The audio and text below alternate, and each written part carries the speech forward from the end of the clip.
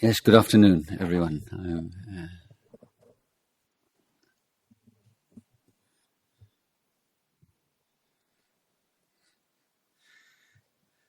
So I as you've been meditating for a while already, I'll begin this session with a talk.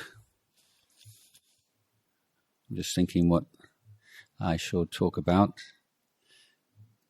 I think I shall carry on a theme that I began in my discourse this morning, and it's the whole area of negativity.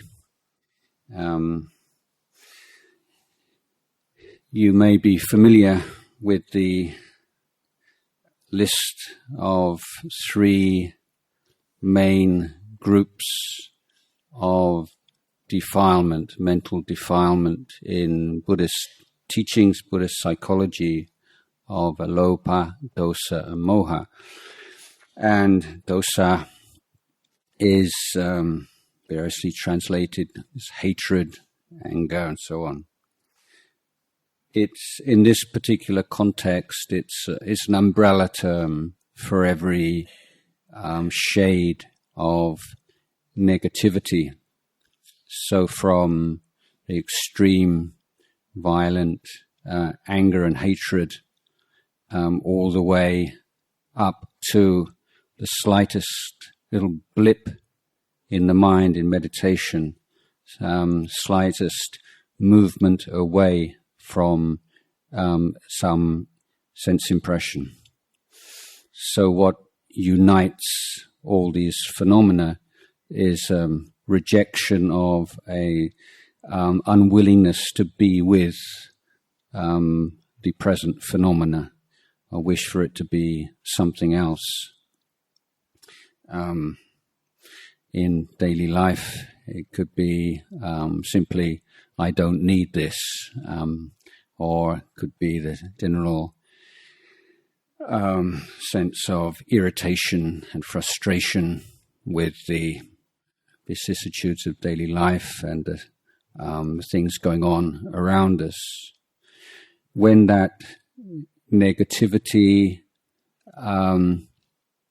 is expressed in certain personality types, it's more likely to turn into depression. Some people meet difficult, unpleasant situations. They become very hard and aggressive, or try to develop some kind of armor plating. Other people fold in upon themselves and become depressed. So this is the whole area of human life that I'd like to discuss this afternoon. The fundamental teaching of the Buddha, the Buddha compared it to the elephant's footprint. Just as all the footprints of all the animals in the jungle will fit within the elephant's footprint, so all of the Buddha's teachings fit within the Four Noble Truths. And in my travels throughout the world and meeting Buddhists from other traditions, I would agree that the Four Noble Truths are the teaching that unifies all the different Buddhist traditions. So in that formulation of the Four Noble Truths, the Buddha said that dukkha, suffering, arises from craving. Now, first point to make is that desire is divided into 2 categories. So volition, aspiration, and motivation, all of these factors can be considered in the wholesome or unwholesome, skillful or unskillful side. So craving is the kind of desire that arises naturally immediately or spontaneously whenever we lack a true understanding of the way things are. The wholesome kind of desire, in Pali is a different word for it, chanda or Dhamma chanda or kusala chanda, is that kind of desire that arises from a correct understanding of, accurate understanding of the way things are. So, for instance, seeing the reality of human suffering and injustice, cruelty, and wanting to help to do something about it would be considered the wholesome kind of desire. It's a desire founded in, arising from a clear perception of the way things are.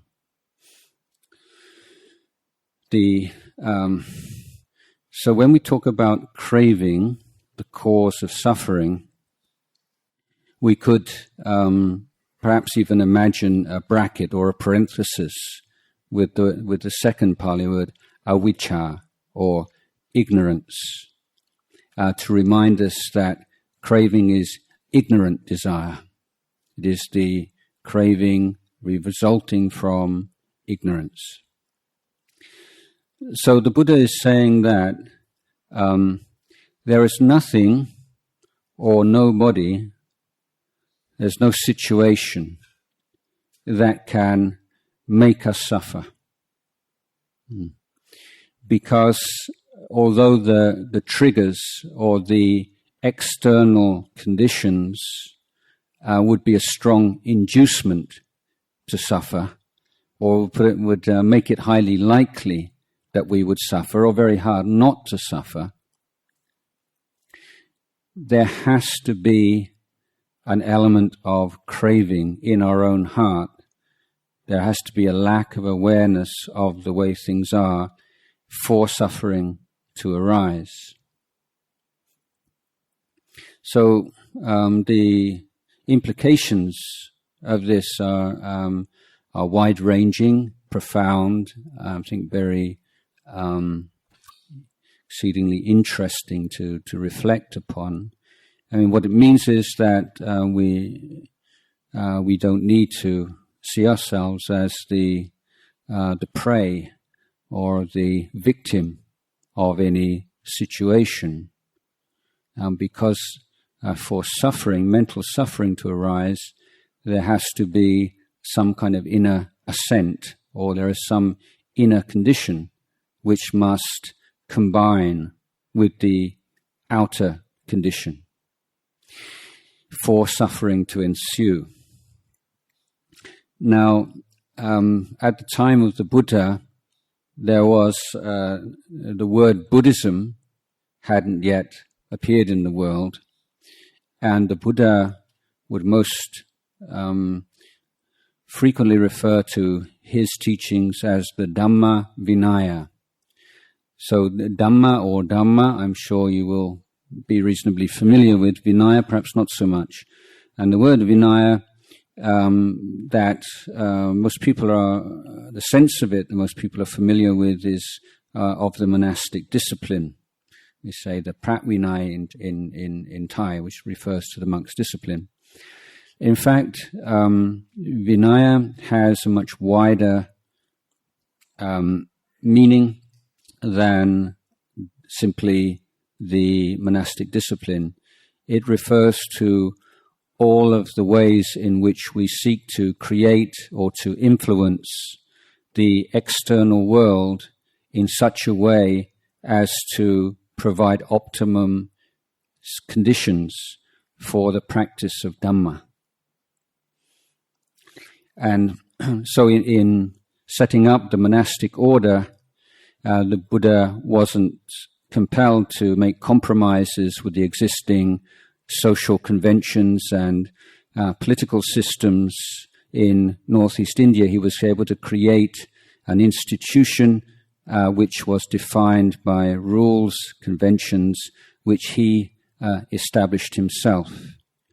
For this reason, the monastic order is always considered the Buddhist community par excellence, in that it was set up by the Buddha, its parameters, its conventions, its culture was all established from nothing by a fully enlightened Buddha. Whereas the Vinaya for lay Buddhists is not, cannot be as refined, as complex, as supportive, and has to make so many compromises with non-Buddhist forces in the world. But nevertheless, the idea is, as far as possible, to create conditions within one's family, one's community, one's culture that support goodness and kindness and wisdom and compassion, and do not support all of the conditions that pull down or undermine those qualities in our hearts and minds. So, having said that, we begin with right view, understanding expressed in the Four Noble Truths, that our suffering can never be solely the result of the actions of others. At the same time, that is not a teaching of passivity, that therefore Buddhists should seek to deal with their own minds and prevent suffering arising in their own minds, and to take the oppressive or difficult conditions as given. On the contrary, we are taught to seek to amend the unsatisfactory external conditions as well.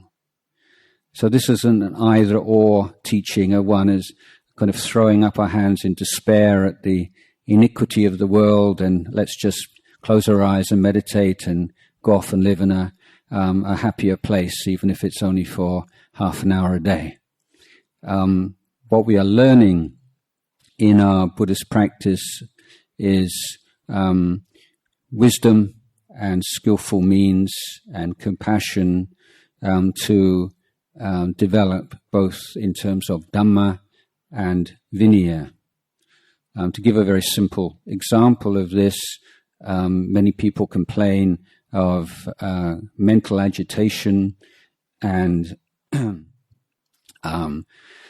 neurotic worries, and there's a whole kind of thinking process out of control phenomena that's so common in the world today. And what is the kind of the magic bullet, the magic pill, the Buddhist technique that will free me from this?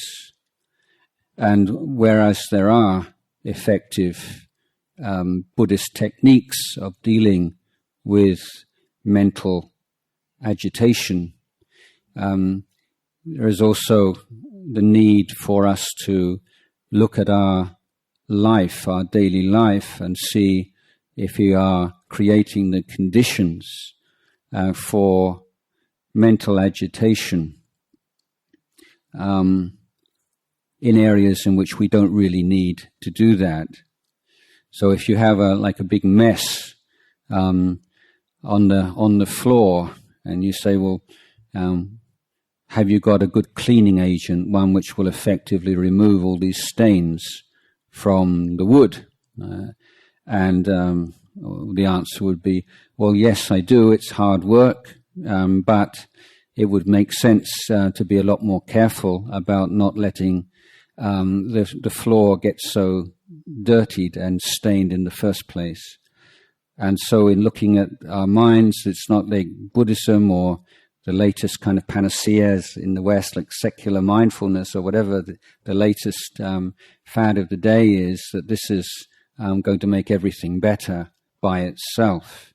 It leads a wide-ranging review of the way that we live our lives, including how we spend our time, how much time we spend on our computers, on our smartphones, watching TV and so on and so forth, in order to create a way of life which is, as far as possible, in harmony with our spiritual goals and aspirations, or at very least not in direct opposition to it. So the area of anger, then that is considered a mental defilement, and one which can only arise when we don't see things clearly. So I think it's common in many cultures, particularly Western influenced cultures these days, to discriminate between destructive anger and constructive anger. There's the idea that if you're in a situation where, for instance, a long ongoing struggle, say a social struggle against injustice, that anger is needed to provide the sort of energy and endurance you need to stay in and keep going in this struggle for a long period, that greed provides energy and motivation.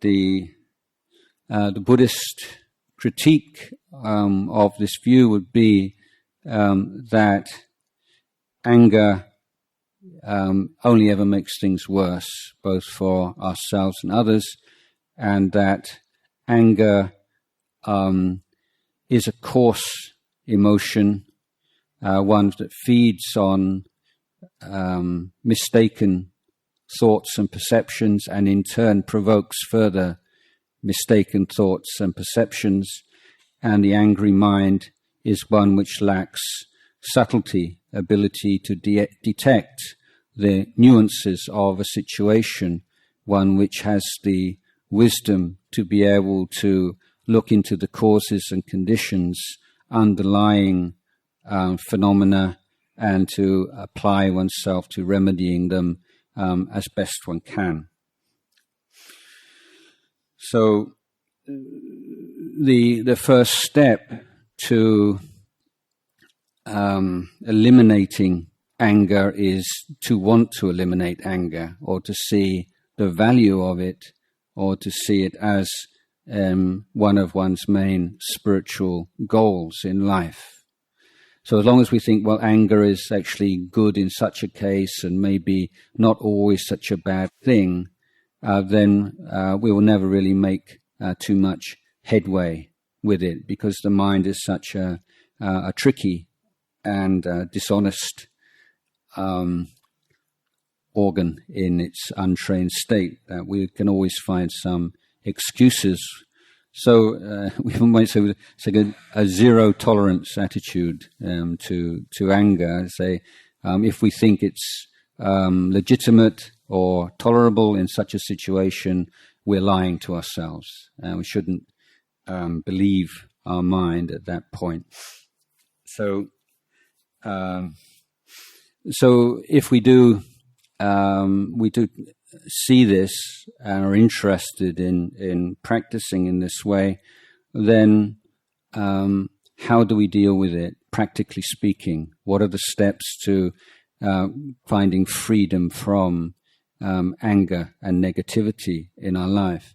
Well, there are three main areas which correspond to the three trainings, which are in itself, that's the idea of the Jayasaro, the three training, is a summary of the Eightfold Path.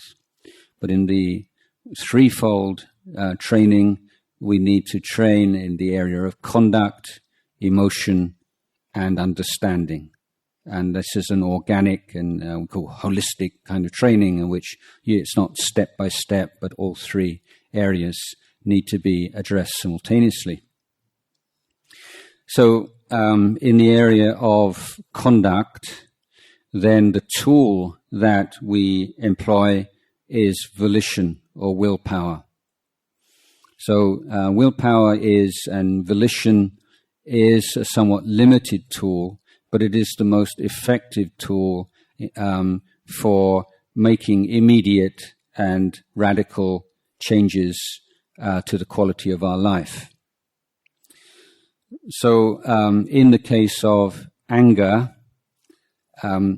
we cannot, or it would be foolish to decide that, oh, now I'm a Buddhist, or now I'm a spiritual person, I'm going to love everybody, I'm going to be full with forgiveness and try to create a kind of a new spiritual persona for ourselves, because it's just not possible to do that. We can't change or prevent the arising of emotion through an act of will. But what we can do is we can make changes to our conduct. We can make a decision that even though I still get angry or offended or irritable, I will not express those negative emotions physically or verbally. So this is not, this is a crucial, I make a crucial distinction here. This is not saying anger is bad. If I feel angry, I'm a bad person. I'm not really a spiritual person. I'm a hypocrite. Nothing like that. What we're saying is that it takes a long time to reduce and eliminate anger and negativity in the human mind.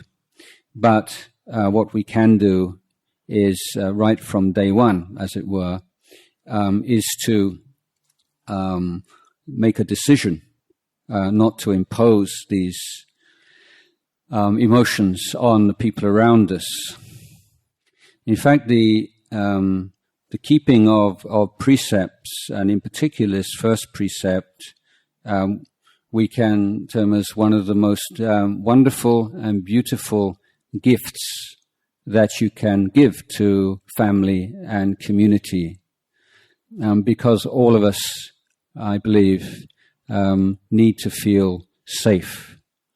And if we don't feel safe in any way, it's painful, and it's very unlikely that we will realize any kind of inner peace or happiness.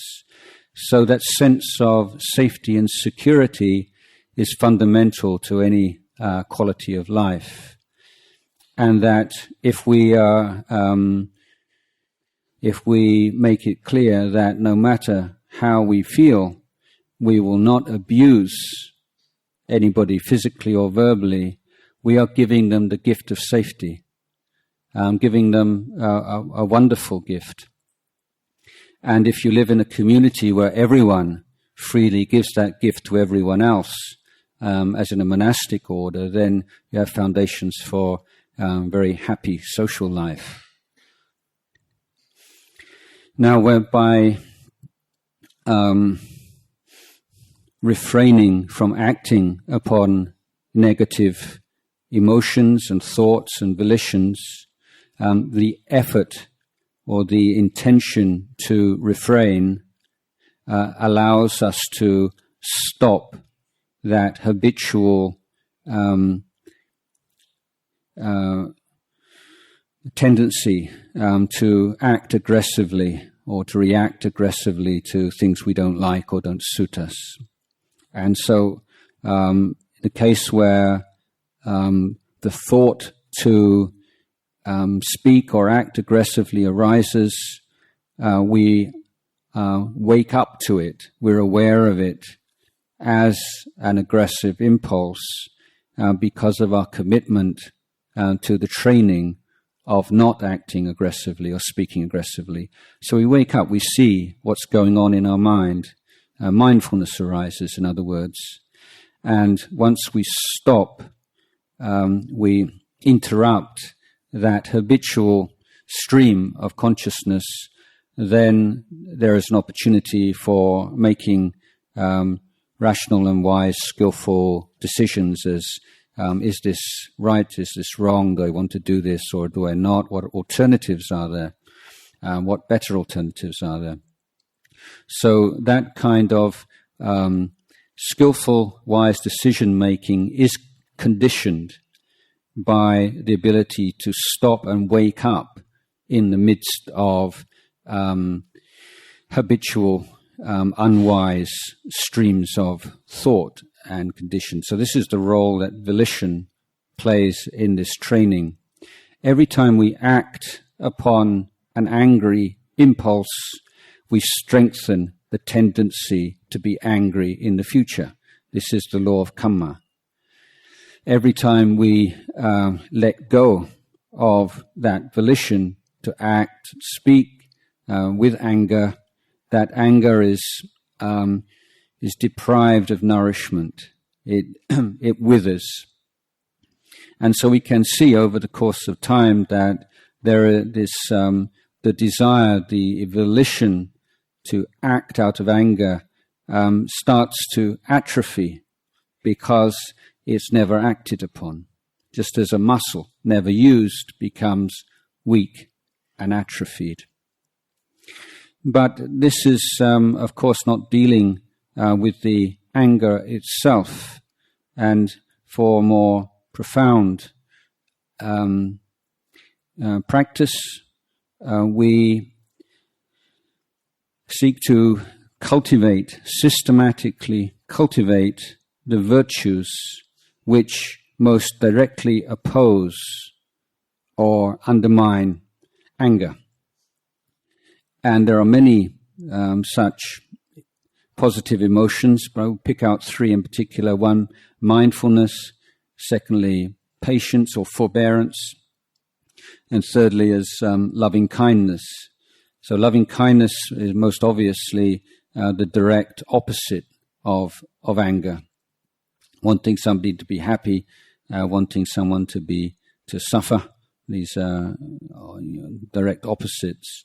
So the extent to which we can create this desire for all beings to be happy is creating a way of looking at the world, a way of being in the world, which is going to reduce the likelihood that the negative emotions will arise in the first place. Similarly, before we get really angry or lose our temper, there are almost always indications beforehand that we are starting to follow, we've entered upon the path towards anger and temper. And often these manifest as tension in the physical body. And the area of tension will vary from person to person. It might be in the shoulders, in the arms, in the tummy. It can be in different areas. But if you have sufficient mindfulness to observe where the first physical manifestations of anger arise, that becomes your early warning system. And as because often the thinking is not manifest in such a way that you can have some really angry thoughts going on, but the physical manifestation comes first. And if we can catch it there, it's much easier to let go of.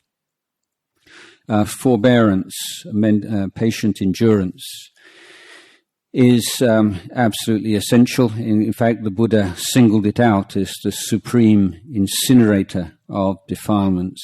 So that's the ability to, in Ajahn Sumedho's excellent definition, the ability to peacefully coexist with the unpleasant. So when you have angry impulse or just full of self-righteousness or whatever, and just to be there with it and just to experience it fully without trying to get rid of it, without indulging in it, just being with it peacefully, that is khanti, patient endurance. It's not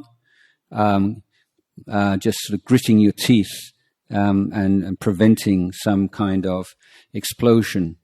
But the true khanti is that being able to be at peace with something which we find oppressive or difficult or frightening even. So these are all areas in which we are developing positive emotions which most effectively deal with the negative emotion. But behind the negative emotion, there are certain ideas, certain ways of thinking, certain attachments, which will always provide a resurgence or reappearance of the anger whenever we lose our mindfulness or become slack and lax in our practice.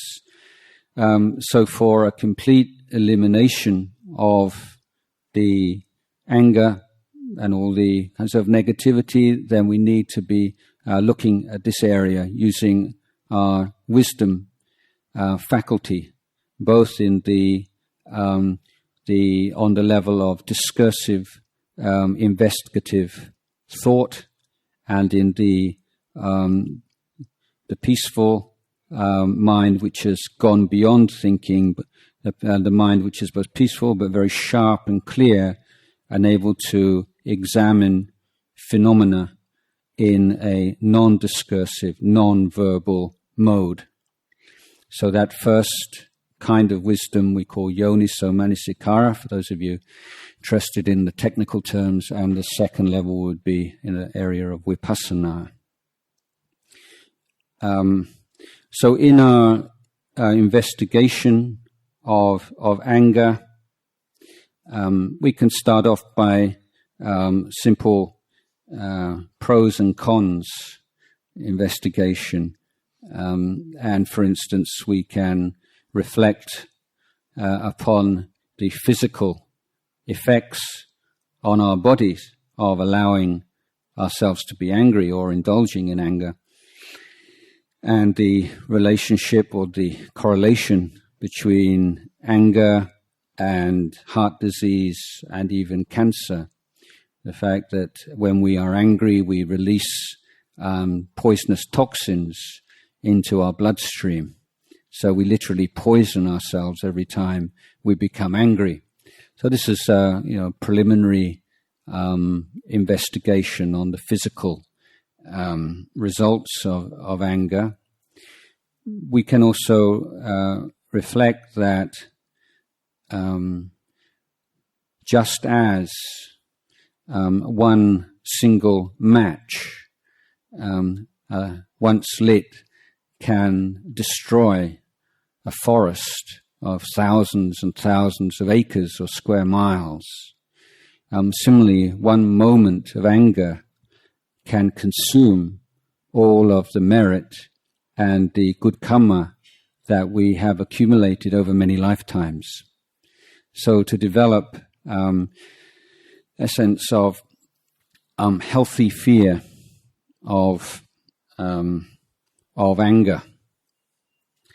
There, just as a slight digression, I'm always looking for more satisfactory translations of Pali technical terms, and there are two important terms, hiriotapa, which are difficult to translate because if we were to translate them directly as fear and shame, they're not very inspiring kinds of things for us to aspire to, mostly, I think. So these technical terms do have specific meanings, and I have in the past been translating them as intelligent fear and intelligent shame, and recently have decided on adopting the term healthy. So a healthy fear of consequences is my chosen translation for the word otapa. So this kind of fear, which just arises in a very healthy way when you see that a particular course of action is going to cause suffering for yourself and others. So it's not a neurotic fear, it's a healthy fear. And by reflecting on the law of karma and the terrible karmic consequences of acting with anger, then this healthy fear can come up and creates a protection against those angry actions and behavior. So that helps to strengthen the first area of training in sila or precepts. The whole the area in which we focus a lot of attention is in looking to the degree to which anger is the function of frustrated craving. So when we want something very badly and we don't get it, how do we feel? They say many people will feel angry. Other people might feel depressed. But that unwillingness to accept that we cannot get our own way is major cause of this kind of anger and negativity, particularly if we've been brought up in such a way or lived in an environment in which we are used to getting our own way. The more we take that for granted, then the more we will be offended when we can't get what we want. The sense of self is very much a factor here. When we have an idea of who we are or who we should be seen to be or how we want others to see us, then if, for instance, we feel we we're at a certain kind of level, a certain kind of position, a certain status, and we expect to be treated accordingly, respected accordingly, and we're not, be a major cause of anger. So this unwillingness to be with certain phenomena, because it offends our idea of how we should be or how we should be treated, this is a fertile ground for anger to arise. The perception of self and others, the way that we create these independent, self-existent entities, me and you, out of the raw stuff of experience, is what lies behind this kind of anger at an even more profound level. There's a favorite story of mine of the man with the new boat, which he's very fond of, rows it into the middle of a lake, and suddenly there's a crashing sound. He looks behind, somebody's rowed his boat into this man's boat and caused considerable damage. The man is, quite naturally you might think, angry. How could you be so foolish? Big lake, two small boats. How could you be so foolish? And so on and so forth. So he goes back to his to the jetty, repairs the boat. It's as good as new. Sets out again, and who'd believe it? But something crashes into his boat for a second time. Second time, same amount of damage. He looks around, and there's nobody rowing the second boat. It's just floated away from its mooring. So if you can imagine yourself in that position, and you're going to ask yourself, if you were angry the first time, would you be so angry, as angry, the second time, given that the damage to the boat is the same in both cases? I think that most people would answer that they wouldn't be so angry the second time. Why not? Because there was nobody who did it to me. So this is a way of illuminating this idea that we create. He did something to me, and how that is the painful thing. That is the thing that brings up the emotion. because in the story, as you remember, the damage to the boat is identical. So it's not the damage which is the question here. It's he did that to me. Who does he think he is, or why is he like this way? And so we have this. We create this idea of fixed people and fixed me, fixed him, fixed her, and then we have all these ideas about how they should be. They should be like this. They shouldn't be like that. They should speak like this. They should understand. Why did you do that? I told you before not to do that so many times. What did you not understand? Why don't you do? So this why? Why are you the way you are? Why do you do the things you do? You shouldn't be the way you are. You shouldn't do the things you do. And this way of thinking, which is comes naturally to us, but is in fact one of the major causes of our suffering, we can see has the most detrimental effects when we apply it to ourselves. So a sense of angry and unforgiving of ourselves for foolish things we've done in the past.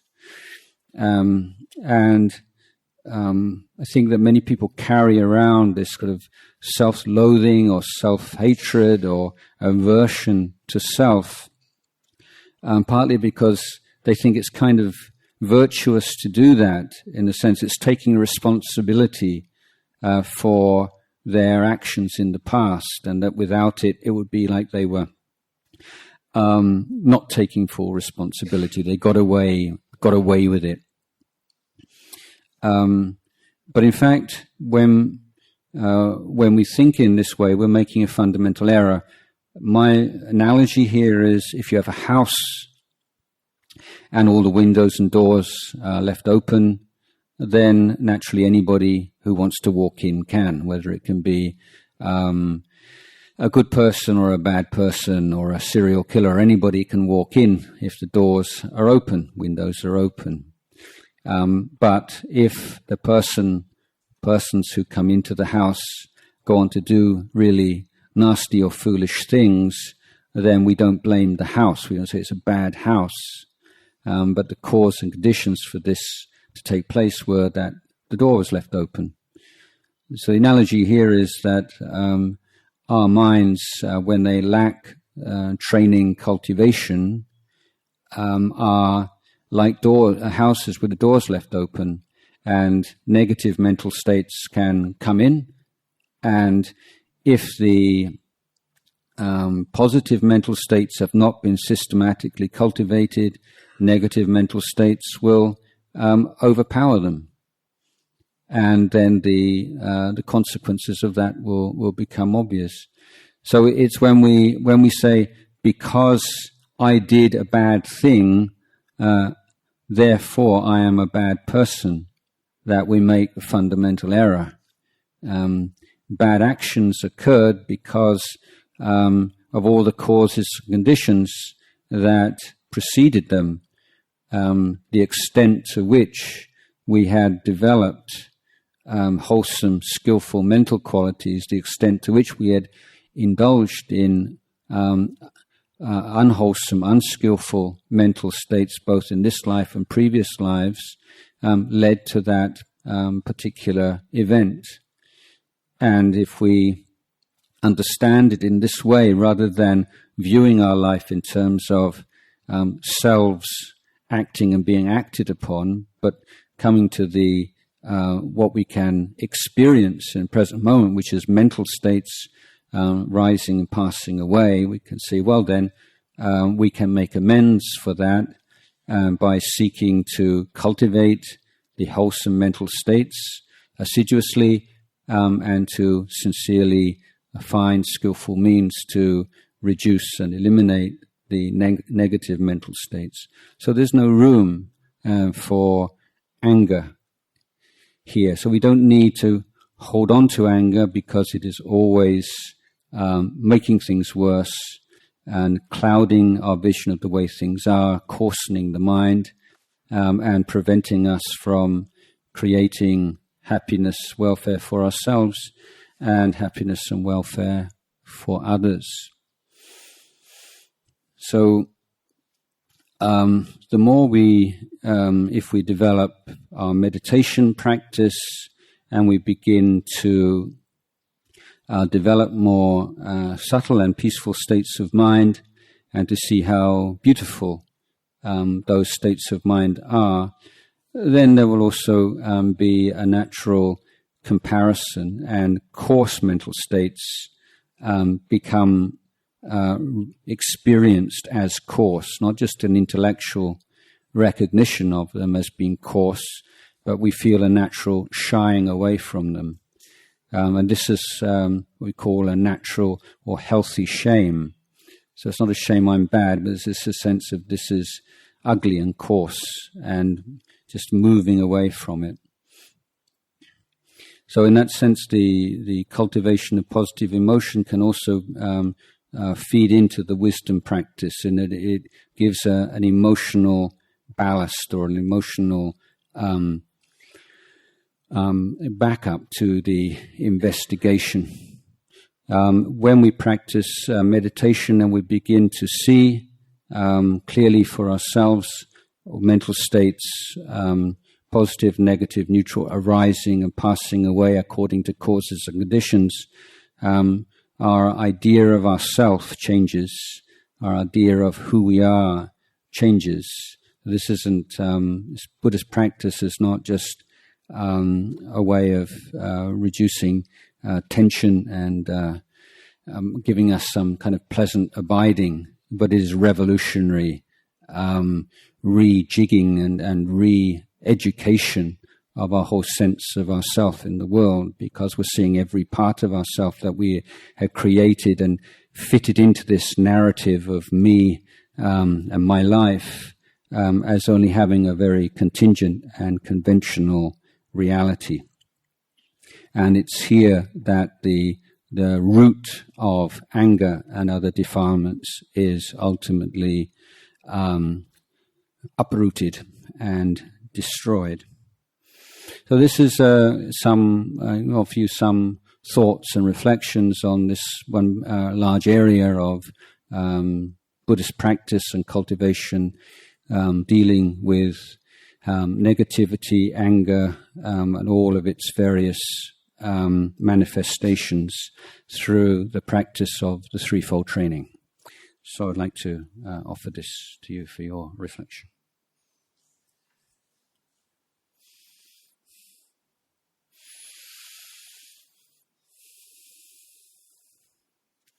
So we have some time for discussion, questions and answers.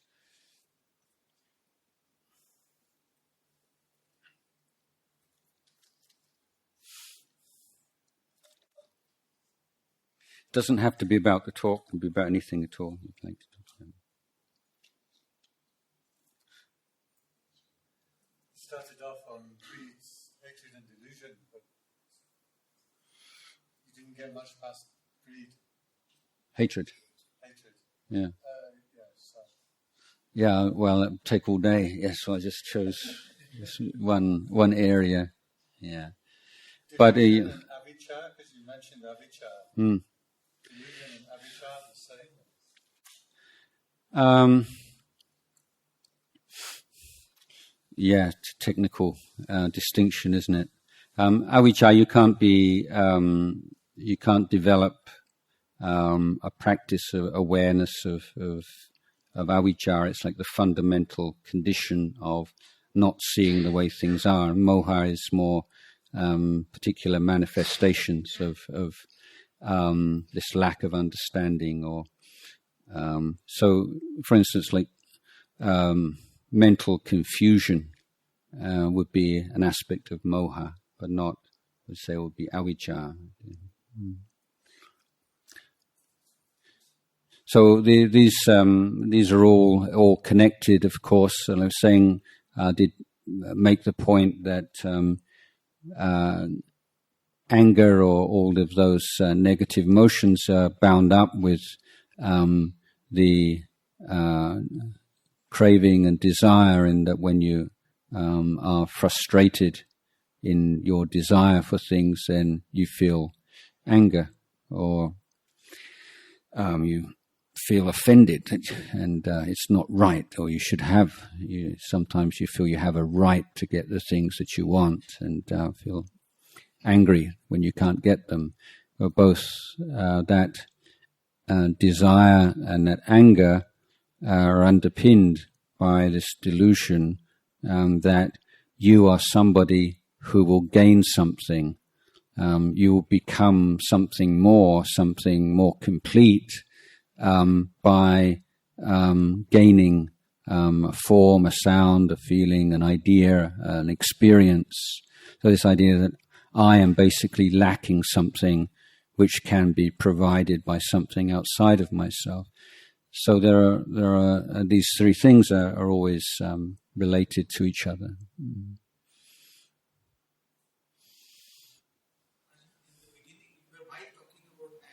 In the beginning, it seemed to be that we're talking of freedom from anger and Yes. practice. Towards the end, it seemed to be that you seem to say that freedom from anger happens naturally as a result of understanding. And that seems to be the sense I get also, that only understanding can lead to really freedom from anger.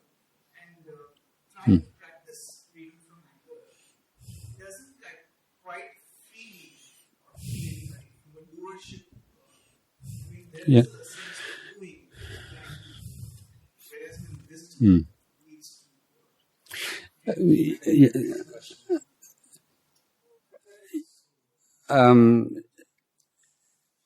so freedom from anger as being something that arises naturally or arises through a series of practices. What I was trying to point out was that we have to begin with our actions and speech, because as long as we are acting upon angry impulses, expressing them, we're feeding them. And so we never are able to develop the power of wisdom as long as we're feeding that anger at the same time. It's like one step forward and two steps backwards. Or if we're expressing anger a lot, often we won't even want to meditate, or we won't even want to use the wisdom, even if you know how to do it, because it just makes you feel worse. And if somebody's constantly acting upon their anger, then almost inevitably they'll build up a whole series of justifications for it to make it feel okay, because we need to feel some sense of self-respect. So when we act in ways which undermine our self-respect, we create a new story to make it all right. Everybody does it. It's normal. I'm under a lot of pressure. I'm this and I'm that. So apart from creating the kind of safe environment in which you can conduct this more subtle investigation, you have to create external environment which is supportive first, and not acting upon anger and living in a place where you don't feel that you're going to be treated angrily is a condition for that. Yes, the investigation, the wisdom and understanding of anger is ultimately what produces freedom from anger. But how does that wisdom, how does that understanding arise? What are the causes and conditions for it to arise? So it's not, we can say we know the answer, seeing the arising and passing away of anger as being impermanent, not self, and suffering is ultimately the way that anger disappears. But how do you get there? It's like you say, we know what the view is from the top of the ladder, but how do you get up there? And so precepts and developing mindfulness and patience and loving kindness, all these things are providing the foundation on which that kind of wisdom can really be most effective. So if you apply wisdom and understanding in an intellectual level, but without that emotional maturity that comes through meditation practice, it won't really penetrate the sense of self, which is what underlies anger ultimately. To be able to see through the way that we create this sense of self moment by moment, then that's an organic practice which requires practice both on the level of conduct and emotion and thinking and so many different things, all harmonized together. Does that answer your question or not really? You see. Go ahead. No, please carry on. Did you want to say something more? Yeah. So, first you do it as a doing, actually you just wait patiently for wisdom to really mature and natural. No, it's all involved. It's all keeping precepts gives rise to wisdom, because, for instance, you have a volition not to shout at someone when you're angry. Okay. So that's merely on the level of willpower. No matter how angry I am, I'm not going to shout at that person. But you used to shout at them. So you have the momentum, you have that habit. So somebody does something really foolish or dangerous, and you're about to shout at them, and then you realize, you remember, I've made a determination not to shout at people. And so what do? You feel the tension in your body. Everything's, kind of forcing it out of your mouth, but you're patient with that. You're not repressing it, or you're just being with it and just realizing physically how it feels, and then it passes away. And that's wisdom. You can see that intention to shout arises and passes away. You don't have to act upon it. And once you have pass through that, your mind's very calm, and then you can make some very good choices about what's the best way to deal with this situation. If I don't shout, well, should I say something right now or wait for another time? Is something that needs to be done immediately? So your mind has all kinds of choices. The angry mind doesn't have choices. So that's a wisdom practice. You're learning something about expression of anger, dealing with emotions, what are the conditions for intelligent response to situations, all beginning with this practice of not expressing anger physically or verbally. Similarly, the development of mindfulness, as I said, where you're becoming sensitive to the physical cues that precede anger and being able to deal with them there and then. The extent to which the cultivation of thoughts of loving kindness inhibit the arising of thoughts of anger. You develop a new habit, a habit of kindness rather than a habit of anger. You begin to see through your investigations, after you've been angry or something, you go back and you have a look at it. What was really going on there? I really wanted him to do something, and he did something else.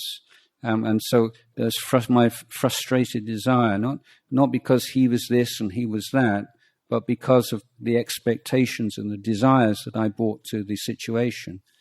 So these are all the various aspects of the way that we're dealing in a very kind of organic way, wherever in certain circumstances then the precepts come to play a major role. Other aspects, it's the meditative side.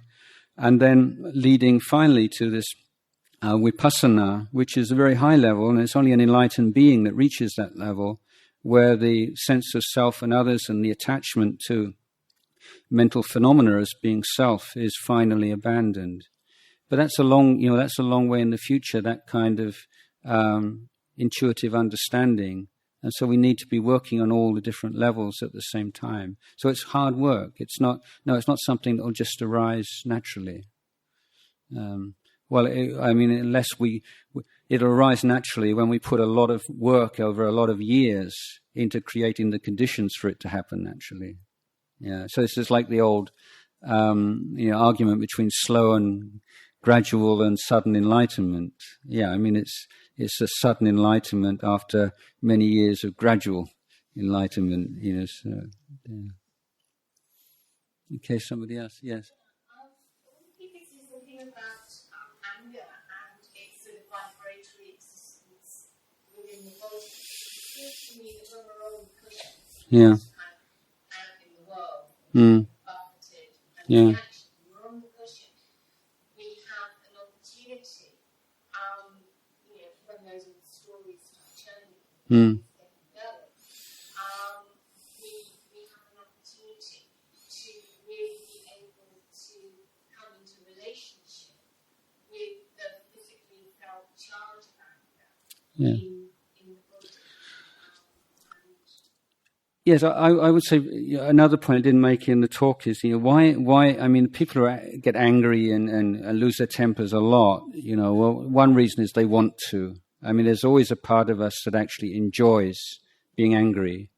If you're particularly in a situation in which you feel disempowered, traditionally women or anybody and where nobody listens to you. Now, when's the one time when somebody will actually pay you attention? When you shout at them, when you're angry, and that feeling of suddenly power that arises. Everybody's looking at you and everybody's interested, and that's the hook. That's the hook. That's how people get caught in anger. It's a kind of intoxication. So that's one part of it. But in a meditative sense, then we can be aware of it as vibrations, as energy. And if we can take away the story from it, separate the story from the energy, and then just be aware of it physically, then we can just feel it just naturally. We can actually, you can create the perception of it just draining away into the ground in a very natural way, or create some kind of mental image of it dissipating in a natural way. So there are a lot of practices in which we can use our imaginative powers and to create stories and images that can deal with physical energy. Or in case of dealing with a lot of thinking, one of a nice technique is if you catch yourself, when this kind of going on, and just imagine that the words, if these are predominantly a verbal stream, if you can imagine those words as being written in water, and then you don't have to do anything, but it just happens naturally. Something in your brain just sort of dissolves those words in the water without you feeling it's something that I'm doing. And that's a very natural and enjoyable way of just dissolving thought. It's not like I'm trying to do something to stop myself thinking, but when it's visualized as words in water, it happens by itself. So there are many ways that you can, sometimes we think like thinking is kind of the enemy in meditation, but well-disciplined thinking can actually strengthen meditation in many areas, and whether it be creating stories and creating patterns and images which reflect the kind of thing that you want to do, whether it's a healthy, natural kind of way of dissipating negative energy or to dealing with thought, as I just mentioned. I have a question about delusion and compassion.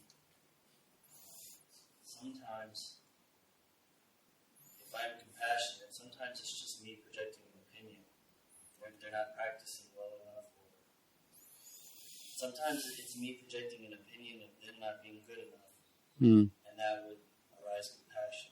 And this is, for me, this is not correct. Yeah. And that balance, and I'm starting to think that opinions are just this mode that opinions are nonsense, but that's just a mode. So if you could comment on that. Yeah, well, I don't think you have to separate. I mean, the compassion is the response to human suffering. but that idea of whether people are at the level they should be or shouldn't be, or they're doing that's something separate from compassion. Two different things.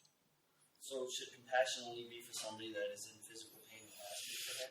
Not physical pain, mental pain. But we're all no. I mean, it's just as your mind becomes clearer, then the Brahma Viharas just start arising very naturally, and it's it's a good measure of the maturity of your practice. That when you see people who are suffering in any way, then you just feel that you want to help them to be free of suffering. So this idea of the Theravada as being sort of very self-centered and I don't see that. I mean, just see that the reduction and elimination of suffering wherever it appears just becomes a natural preoccupation of the mind as you practice more. Whether it's her suffering, his suffering, my suffering, that doesn't really play a major part in it so much anymore. But yeah, views and opinions. I mean, I'm, as my age now, it's like I was trying to. I like to come up with similes and analogies, and it's like now if you can imagine your views and opinions like a ball in your hand. So now, like at my age, I mean, my views and opinions feel like a tennis ball in my hand. It's like this. But because of my age and standing in the Sangha, for many people now, it's like a cricket ball or like it's really heavy ball. So I have to be careful because sometimes I express an opinion, and for me it's just that much, But for many people it's like gospel truth, and it's like, it's like, wow, that's your opinion, But I mean, it's just I've been wrong. So I think surely as you get older, you just have a whole huge database, surely, of all the times you've been wrong. I do anyway, and I try not to forget all those times. And if you're somebody who's overly self-confident, you should definitely try to cultivate or to keep such a file in your mind. And if you're someone who's just the opposite, lacks self-confidence, you should open a file with all the times you've been right, and refer to that at regular intervals. Yeah, but just to see, we're always going to have opinions. I mean, our culture, our background, and so on, and it's all right. But it's more, this is an opinion. But if you find that often you find yourself in a meeting, and there's some kind of discussion, and then and you find yourself defending an opinion that you don't have anymore. Because it's bound up with a sense of who I am and how I'm seen by the other people, and having to maintain a certain kind of level, or image, and that's when opinions become, a burden and can become difficult. Sorry, was there somebody? Is that why you should not write books? Shouldn't write books. Wind up having then to defend this opinion that you have written down. No, I read something I really liked. Somebody was accosted, and they said, well, what you're saying now is very different from what you wrote in a book 10 years ago, or something. And he says, yes, well, when I get new information, I change my mind. What do you do? I think that's a really good answer, yeah.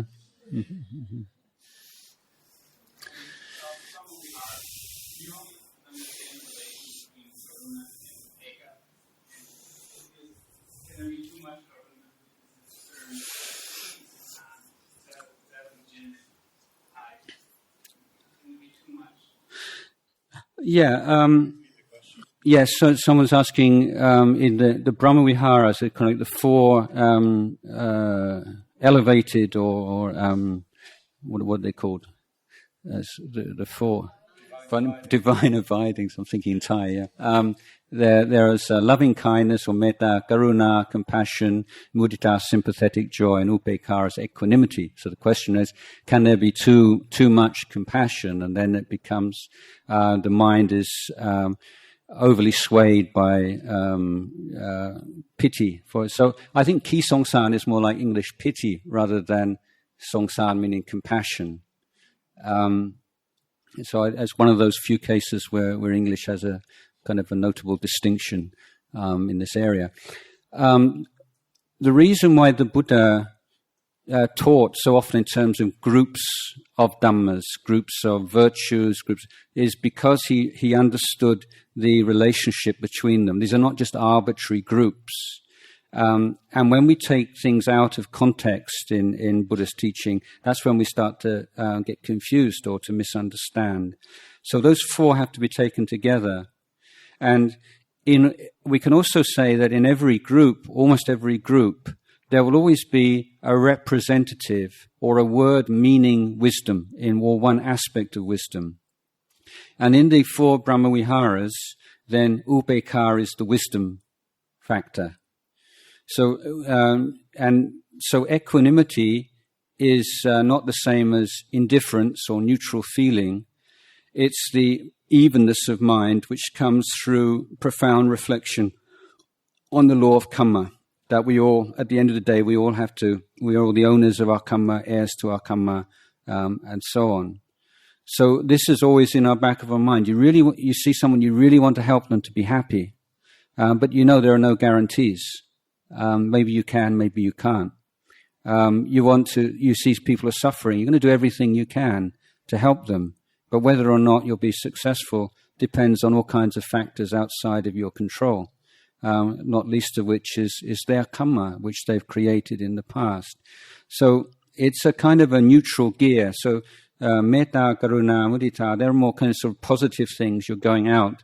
But then upekkha, you're just coming back in and conserving energy when you can't, right now, you can't do anything.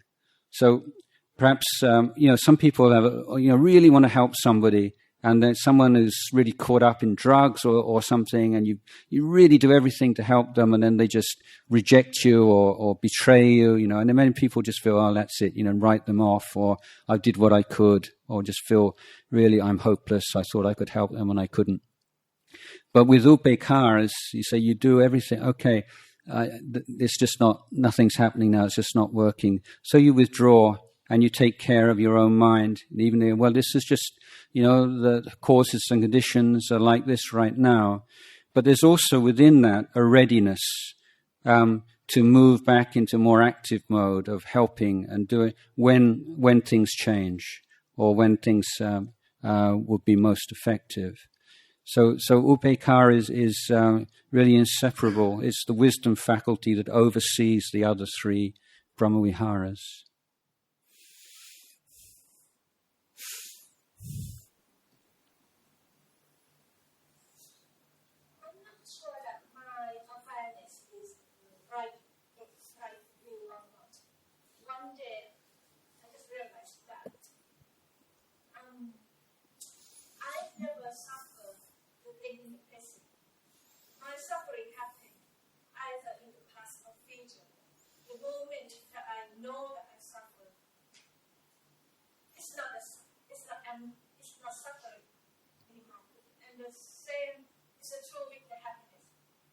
Now, I know I'm nervous. But when I said, I know the nervous happened. And in that moment, I was nervous. Mm-hmm. And the nervous happened again. Yeah. So it just, for me, I just realized that in the present, there is no happiness or suffering for me. I always suffer things in the past or future.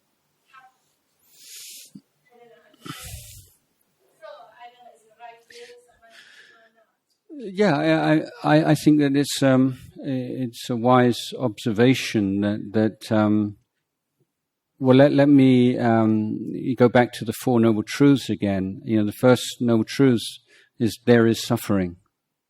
It's not I am suffering. I am suffering is not an insight into the Four Noble Truths. Everybody knows I'm suffering.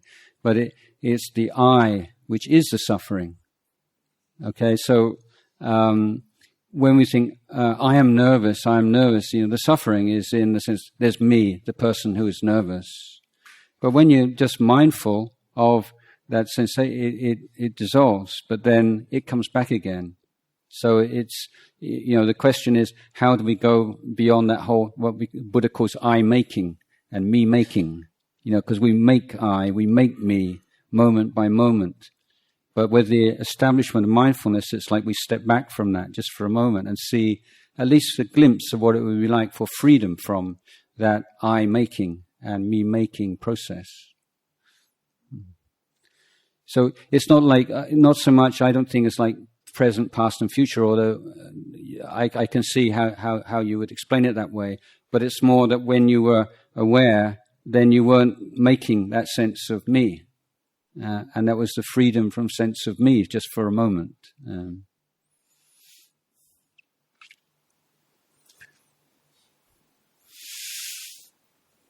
else have a question? Didn't see you there.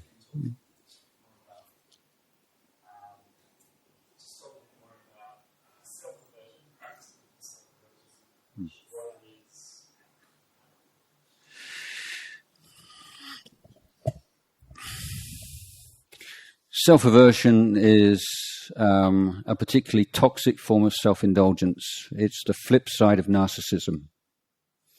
Okay, that's the pretty harsh view. It's based on this idea of me, this person who is a certain way, who has certain qualities, and what I'm trying to explain is from Buddhist point of view, that's something we construct. We construct this idea of ourself as being a certain way, but if we come to look very closely at our mind and our body in the present moment, which is all we've really got, then it kind of dissolves. Where is it? We can't find it. And so when we create an idea of something, and that becomes the filter through which we experience the world. So with any kind of bias, cognitive bias, it's the same. If you like something, then you tend to pick up on all the information that is positive, and you censor out the negative. So if you have your idea of yourself as being a particular way, like a negative way, then you're biased to pick up on and make something out of all the experiences and things which correspond to that, and to explain away all of the experiences which oppose that view of yourself. So Buddhist idea is really to say, try to open up and to give equal weight to your experience, and to see whether that negative idea about yourself really stands up to that. So it's not saying you shouldn't do that, but saying, are you really sure that that's an accurate description of yourself, or how, for its other people? So I think that in a way, or for some people, just as in Thailand, there are a lot of people who are very lack of real intellectual understanding of Buddhist teachings, but have been influenced by them, like they're in their blood. There's, for instance, a sense of generosity that permeates this culture. For me, is an influence of Buddhist teachings over the years, and many other sense of tolerance, of diversity, these kinds of things that people have just naturally without being able to explain or to give a Buddhist teaching to support them.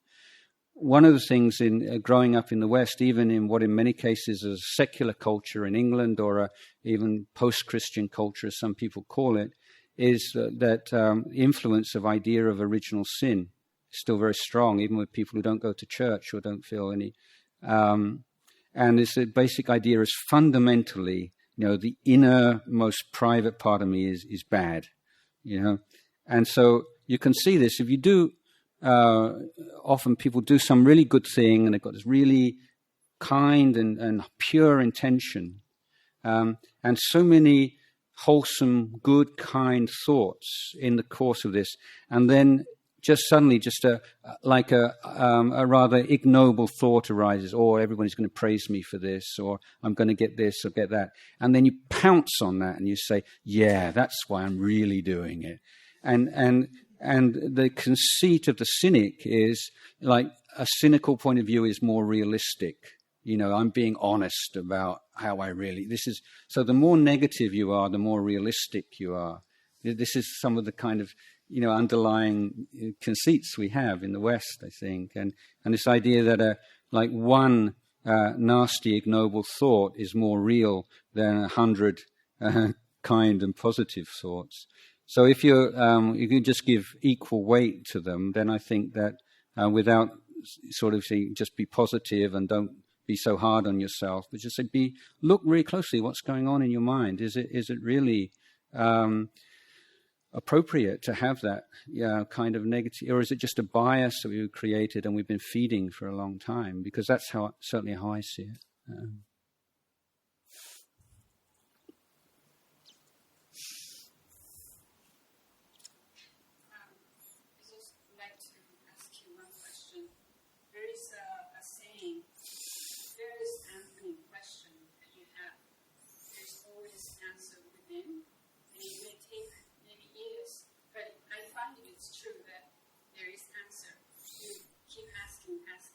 And meditate and keep looking, and eventually I feel that I found the answer, but maybe it's energy, maybe it's a deception or whatever. I just feel I'm satisfied with whatever the answer for the moment. The answer always means not infinite. It just keep on and on. But I like to see how you view on the same, question that you have. You always have the answer within. Is that? Yeah. So for those of you who can't hear, the lady was saying that she feels that the answers lie within, and we just keep questioning and looking over and over again, you find answers for yourself. It seems there's always an answer waiting if you're persistent enough and keep looking and inquiring. Is that correct? Yes. I would agree. I would first of all say that I think generally speaking, we're a bit too much obsessed with answers and not enough with questions. We don't ask good enough questions of ourselves, or we ask pointless questions or trivial questions. And we spend a lot of our life pursuing answers to trivial questions. So a little bit more attention on the quality of questions we ask ourselves, I think, is very worth considering. And obviously you're asking important questions about your life. And I think that the more mindful you are, the more clear your mind is, then the more you're in touch with how you really feel about things. So there's more communication with yourself. But having said that, it is also easy to develop mistaken ideas, or to have mistaken views, or to have wrong answers. We can find the answer within us, but whether or not it's the right answer might not always be the case. And this is why we need to be studying the words of the Buddha and the great masters just as a check. Maybe we come to an answer and then we need to check it with what the Buddha said. And if it's conflicting, then we need to maybe go back and have a look again and to see whether we're so sure in our answers. But I think that that's a very good practice, and that inner inquiry is something which we can find very much in the lives of great masters. Ajahn, my teacher, talking about his life, often informing like internal dialogue, asking himself questions. What is this? Why is it like this? So I think this is a sign of how we develop wisdom, by developing this inner inquiry. It's very, very good. But we do need some study and some reference to teachings of the fully enlightened beings to make sure we don't get off course. Yeah.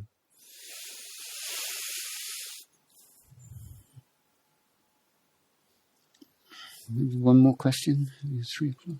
One last question. I wanted to ask him about the military's government reform of Buddhism.